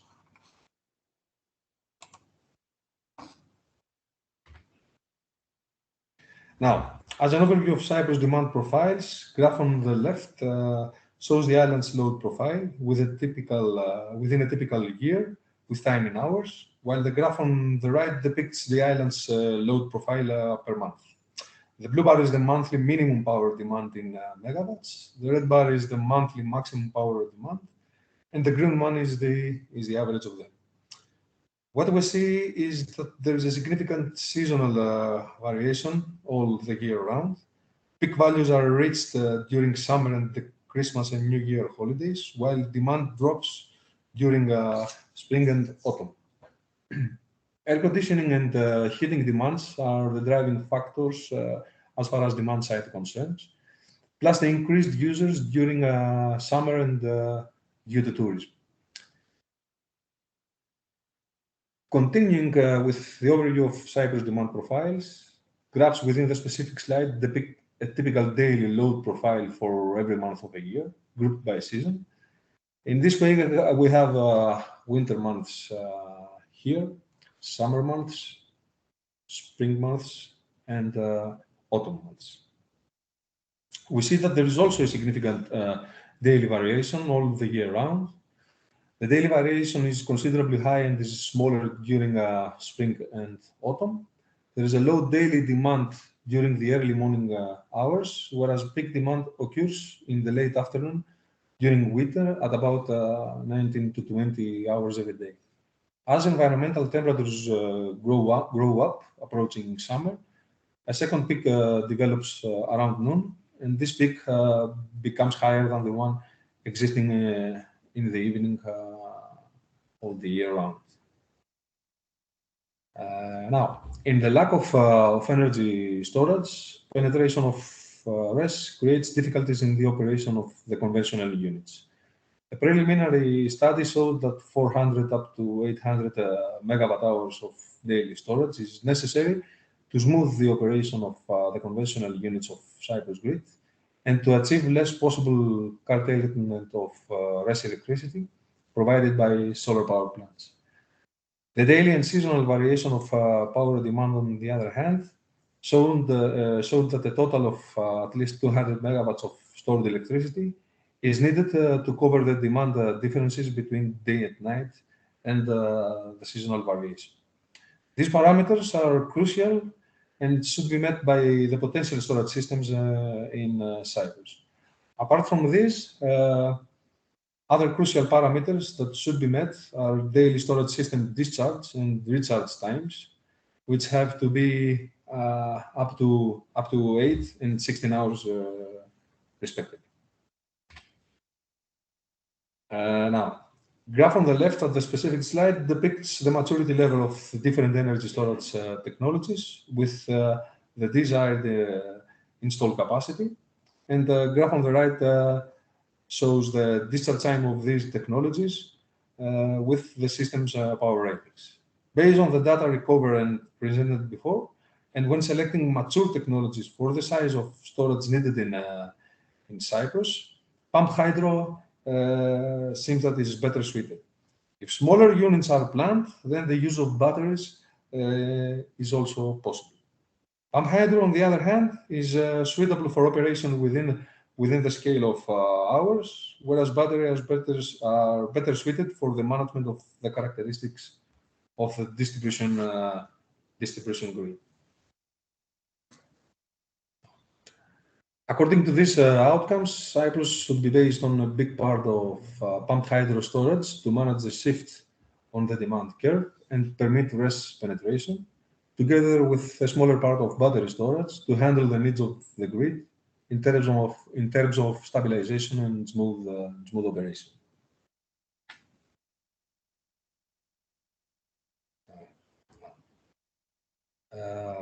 Regarding actually, battery plants can be located anywhere. However, the pumping storage plants should use the existing reservoirs to save capital expenditure costs and improve the water availability. The preliminary study showed that storage capacity exceeding 400 megawatts of power, lasting for up to 12 hours, is possible using only the existing reservoir, minimizing capital expenditure costs. Moreover, there are suitable areas to build the upper reservoir at acceptable distances from the lower existing reservoir, achieving heads well exceeding the 200 meters. The existing reservoirs, in turn, were classified in priority order, taking into account several parameters and criteria such as water availability, capacity, capital expenditure, proximity to the grids, environmental issues, and more. Regarding the best suited and most applicable technology to turn RES into electricity, the question was PVs or CSPs.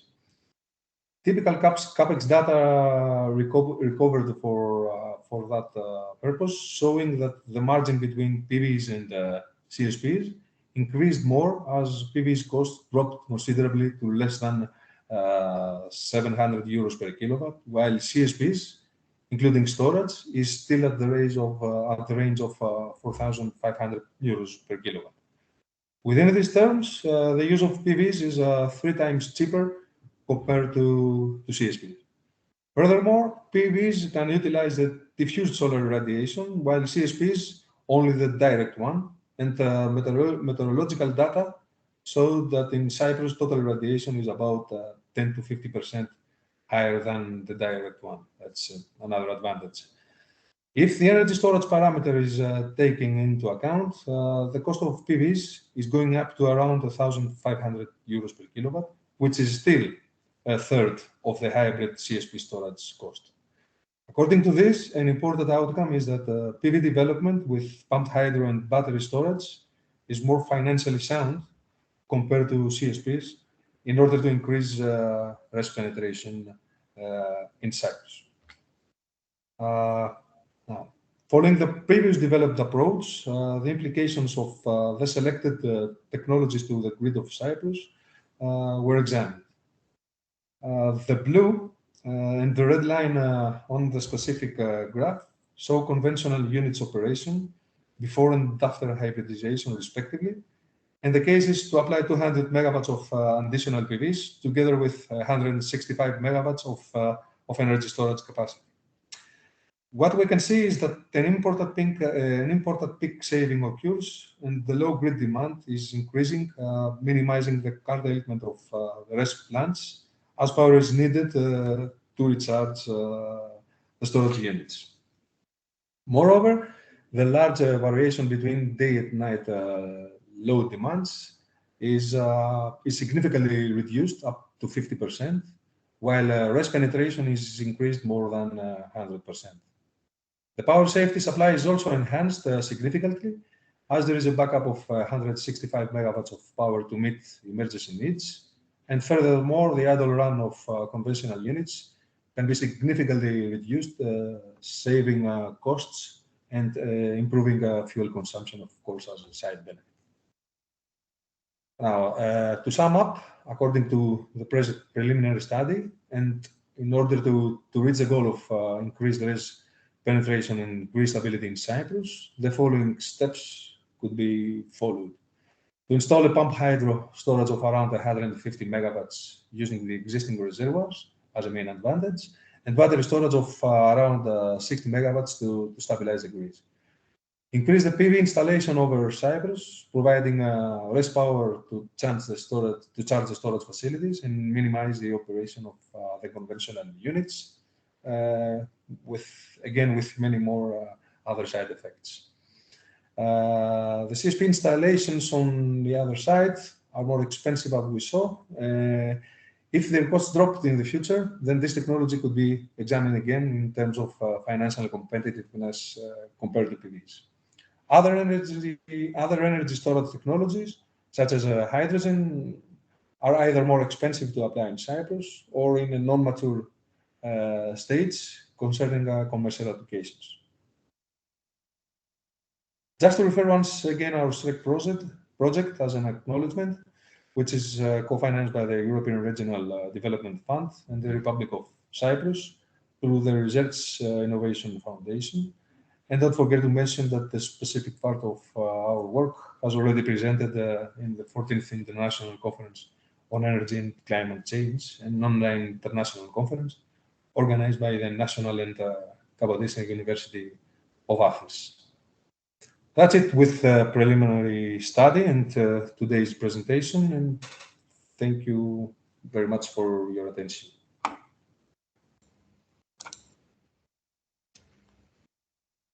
Thank you, Mr. Jamalis. If anyone have any question about Mr. Jamalis, he can raise their hand now. Mr. Papachristophidis. Yes.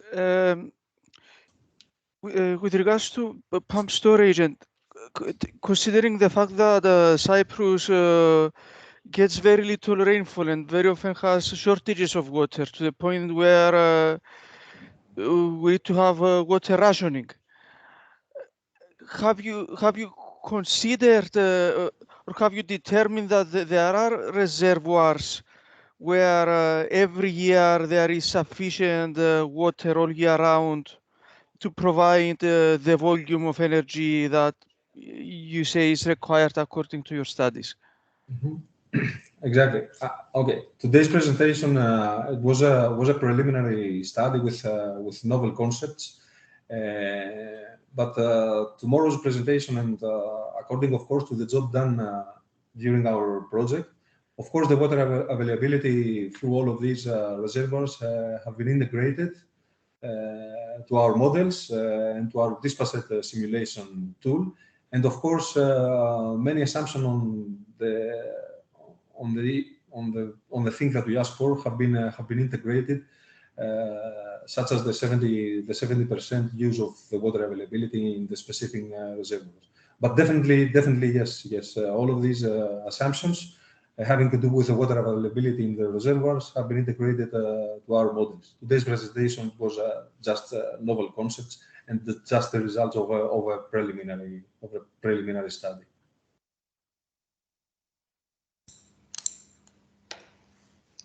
Thank you. Do we have any other questions? Either to Mr. Jamalis or any other of the presenters? Mr. Partasidis. Yeah, just to clarify something, because there was a comparison between the two technologies. It's important to highlight here that the cost of CSP has decreased a lot. So this study was done taking to the assumption that the cost is 4,500 euros per kilowatt, which is not the case today. So this is has to be highlighted in order not to leave misleading information.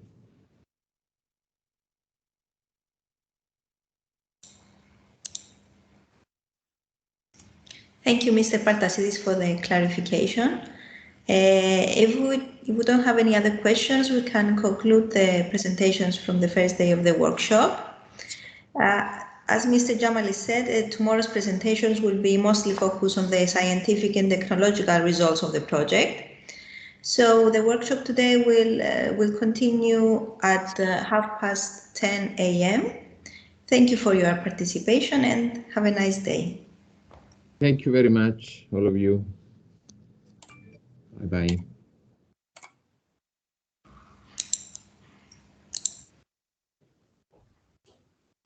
That's